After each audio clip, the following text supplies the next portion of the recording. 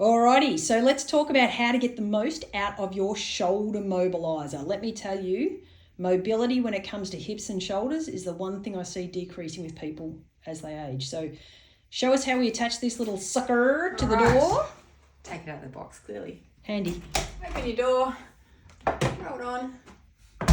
Make sure you close the door properly. Yeah, that would be embarrassing not to. All right, let's show you how to get some mobilisation out of your shoulder. Let's imagine Em's Dr Kez shoulder is a problem on this left-hand side. Em's going to use her good shoulder to be creating the movement in her left-hand shoulder, so her Dr Kez shoulder. Okay, give it to us. So this is stretching underneath the bottom of the shoulder blade, gives a really good stretch by facing the door. We can then change our orientation by facing me, getting more of a stretch on the front and under surface of the shoulder blade as well, and also a good stretch at the top there.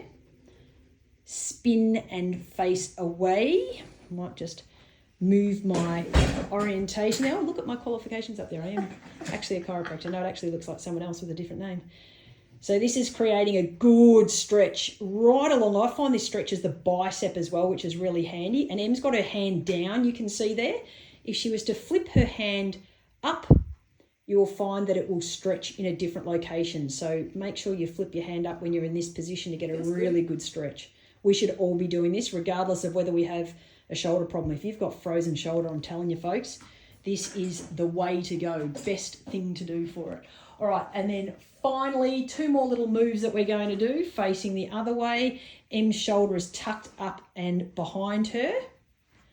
And this is great. If you've got frozen shoulder and are having trouble doing up your bra, this is a really good stretch to be able to help increase mobility and break down the adhesions of the capsule.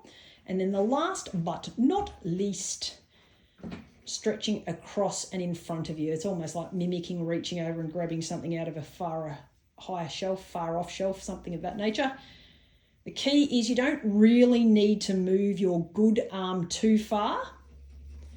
If you want to have less mobilisation happening with your good arm, if you've got two bung arms, for example, and they're both frozen, the further away you stand from the door, the less movement you have to do to get the same amount of movement in your good arm. So that is how you get the most out of your shoulder pulley system.